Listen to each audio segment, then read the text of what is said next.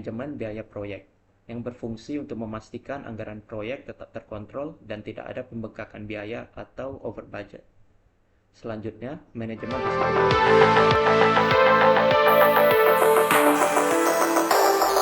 Assalamualaikum warahmatullahi wabarakatuh. Di video kali ini, tim saya yang beranggotakan Rian Aulia Rahman, Rafton Maulana Hokiananda, Reva Aureta Tevara, Muhammad Dimas Ansori, dan Niklas akan membahas tentang project management. Pertama, apa sih project itu? Project adalah sebuah usaha sementara dengan tujuan untuk menciptakan sebuah produk, layanan, atau hasil yang unik, bisa berupa aplikasi atau perusahaan dan lain-lain. Dalam sebuah proyek diatur oleh tiga batasan yang disebut triple constraint. Yang pertama ada ruang lingkup, mengacu pada apa saja sih yang dikerjakan pada proyek tersebut. Yang kedua ada waktu, waktu berhubungan dengan batas waktu kapan proyek itu selesai. Yang ketiga ada biaya, biaya adalah anggaran yang dialokasikan pada proyek tersebut, bisa berupa sumber daya, tenaga kerja, maupun teknologi yang dibutuhkan. Manajemen proyek menurut Project Management Institusi dalam Project Management Body of Knowledge Guide adalah penerapan pengetahuan, keterampilan, alat, dan teknik pada berbagai aktivitas proyek untuk memastikan bahwa proyek memenuhi persyaratan yang telah ditentukan. Definisi ini menunjukkan bahwa manajemen proyek tidak hanya terbatas pada pengelolaan aspek dasar seperti waktu, biaya, dan ruang lingkup, tetapi juga mencakup penggunaan pendekatan yang lebih komprehensif dan terstruktur untuk mencapai tujuan proyek secara efektif. Setiap proyek memiliki tujuan yang jelas dan spesifik, serta persyaratan yang perlu dipenuhi untuk mencapai hasil yang diinginkan. Persyaratan ini bisa mencakup berbagai aspek seperti kualitas produk akhir, kepatuhan terhadap anggaran, serta tenggat waktu yang telah disepakati. Manajemen proyek bertujuan untuk memastikan bahwa semua elemen ini terpenuhi tanpa mengorbankan salah satu faktor yang lain. Selanjutnya ada triple constraint.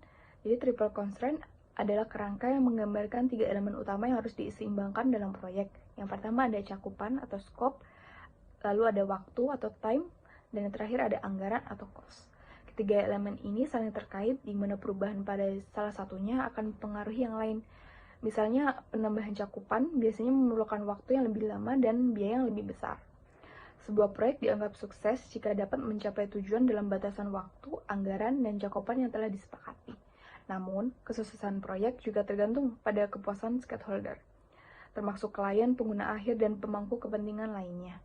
Meskipun proyek selesai sesuai dengan waktu dan biaya yang direncanakan, proyek bisa dianggap gagal jika hasilnya tidak sesuai dengan harapan atau kebutuhan stakeholder.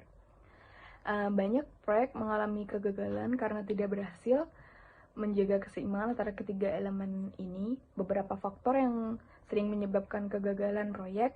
Yang pertama, misalnya kurangnya perencanaan.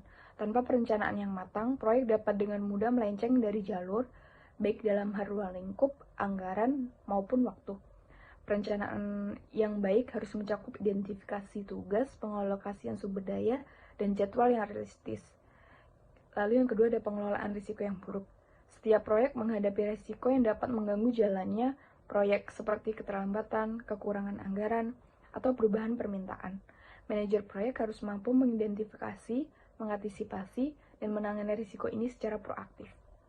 Lalu yang terakhir ada komunikasi yang tidak efektif. Komunikasi yang buruk antara tim proyek, manajer proyek, dan pemangku kepentingan dapat menyebabkan kesalahpahaman mengenai ruang lingkup, anggaran, atau tenggat waktu. Kurangnya komunikasi yang jelas dan transparan dapat menyebabkan konflik dan keterlambatan dalam penyelesaian proyek. Oleh karena itu, triple constraint menjadi panduan yang penting bagi manajer proyek untuk menjaga keseimbangan antara ketiga elemen tersebut sambil tetap memenuhi harapan stakeholder. Jika salah satu dari elemen ini tidak dikelola dengan baik, risiko kegagalan proyek menjadi semakin tinggi. Saya akan membahas mengenai Project Life Cycle. Project Life Cycle terbagi menjadi 5 fase utama, yang dimulai dari fase inisiasi, di mana dilakukan proses pendefinisian tujuan proyek dan juga mengidentifikasi stakeholder yang berkaitan dengan proyek. Fase kedua adalah fase perencanaan, yang merupakan fase untuk pengembangan hal terkait proyek seperti jadwal, anggaran, dan sumber daya yang dibutuhkan. Yang ketiga adalah fase pelaksanaan, di mana pihak manajemen proyek melakukan pengelolaan dan koordinasi terhadap tim yang mengerjakan proyek untuk mencapai tujuan akhir yang sudah ditentukan dan disepakati. Keempat adalah fase pengendalian dan pemantauan. Fase ini di mana manajemen proyek perlu melakukan pemantauan secara berkala terhadap tim untuk melakukan intervensi atau pengendalian jika terjadi permasalahan. Dan terakhir adalah fase penutupan, di mana proses pengerjaan proyek dianggap sudah selesai, sehingga tinggal dilanjutkan ke tahap evaluasi dan dokumentasi hasil akhir.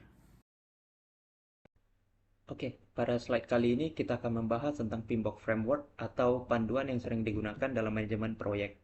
Secara garis besar, PMBOK mencakup beberapa area yang penting yang harus diperhatikan saat mengelola proyek. Yang pertama adalah manajemen lingkup proyek. Ini yang membantu kita untuk menentukan pekerjaan yang memang perlu dilakukan dan juga mencegah adanya tugas yang nggak relevan, supaya proyek tetap fokus pada tujuannya. Kemudian, ada manajemen waktu proyek, di mana kita mengatur jadwal dan aktivitas agar proyek bisa selesai sesuai dengan deadline yang mudah ditentukan. Berikutnya adalah manajemen biaya proyek, yang berfungsi untuk memastikan anggaran proyek tetap terkontrol dan tidak ada pembengkakan biaya atau over budget. Selanjutnya, manajemen risiko proyek. Pada area ini, kita mengidentifikasi risiko-risiko yang mungkin muncul dan menyiapkan langkah-langkah buat mengatasinya, supaya proyek tetap lancar. Dan yang terakhir ada manajemen kualitas proyek, yang memastikan kalau hasil akhir proyek sesuai dengan standar kualitas yang sudah ditetapkan sejak awal. Kemudian, untuk bagian metodologi, biasanya ada dua metodologi yang sering digunakan dalam manajemen proyek, yaitu waterfall dan agile. Pertama, waterfall. Jadi, waterfall ini pendekatannya lebih terstruktur dan berurutan. Jadi, setiap fase harus selesai dulu, baru kita bisa lanjut ke fase berikutnya. Biasanya cocok buat proyek-proyek yang kebutuhannya sudah jelas dan tidak banyak perubahan. Kemudian yang kedua, ada agile, yang lebih fleksibel karena menggunakan pendekatan iteratif. Agile bisa mengelola proyek dalam sprint-sprint pendek, di mana pelanggan terlibat secara aktif. Jadi kalau ada perubahan, kita bisa segera menyesuaikan dengan cepat. Nah, untuk selanjutnya kita berbicara soal tools project management. Apa sih tools project management itu? Tools project management suatu tools yang digunakan untuk memanajemen proyek dalam suatu perusahaan. Di mana sebetulnya tools manajemen proyek itu ada banyak, seperti yang saya tampilkan beberapa yang sering digunakan seperti Microsoft Project, Trello, Project Libre, Smartsheet, Asana, dan lain sebagainya. Di dalam beberapa tools project management ada juga yang gratis dan berbayar. Namun dalam gratis maupun berbayar ada juga plus minusnya, sama-sama saling menguntungkan untuk manajemen proyek. Kemudian kesimpulan dari manajemen proyek sendiri itu merupakan suatu disiplin ilmu, di mana sangatlah penting untuk memastikan agar proyek kita berhasil. Dari dasar-dasar proyek itu tersebut, kita dapat mengelola sumber daya secara efektif dan efisien untuk mencapai proyek tersebut. Kemudian beberapa referensi yang saya cantumkan untuk materi presentasi kali ini bersama rekan-rekan saya. Mungkin kurang lebihnya seperti itu. Mohon maaf sebesar-besarnya apabila ada kurang lebihnya.